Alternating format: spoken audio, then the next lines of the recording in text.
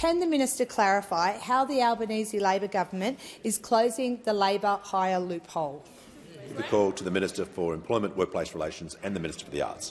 Thanks very much, Mr Speaker. And I want to thank the member for Cunningham, who's been a relentless defender of trying to get wages moving in this country and for the workers in her electorate. Order. I'm glad as well that the question specifically referred to the need to clarify the labour hire loophole, which is actually a very simple policy. It's just if a business has already agreed to rates of pay in an enterprise agreement, that they shouldn't be able to use labour hire to undercut them.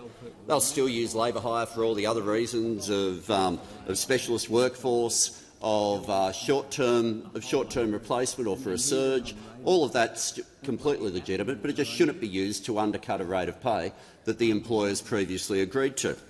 Now, it's important this be clarified because back at the start of the month there was front page of the papers that there was going to be this enormous campaign. And I felt for the business organisations that were funding that campaign because they were claiming that there was a government policy that there just wasn't. They were claiming that there was a government policy that everyone would have to be paid the same. And so I came out immediately to correct the record so that the business lobby didn't waste that money. Then yesterday I was reading a great article in the Sydney Morning Herald about the Cooks River, and then on the page beside I realised they're still running the ad. And the ad is campaigning against a government policy that purports to do this.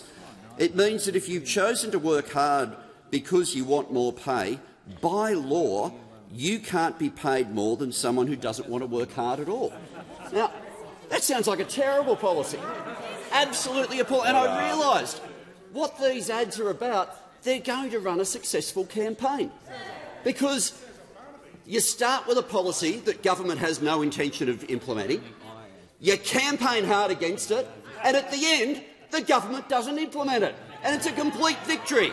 So I say to those who are funding these ads, and they're out there on social media as well, they're there on the news.com.au website as well, and I say with this campaign, go hard, because it will be incredibly successful because it is railing against a policy idea that they have come up with themselves, that I would never support, that this government would never implement, and at the end of that, they will be absolutely successful in making sure that something that was never going to occur doesn't occur.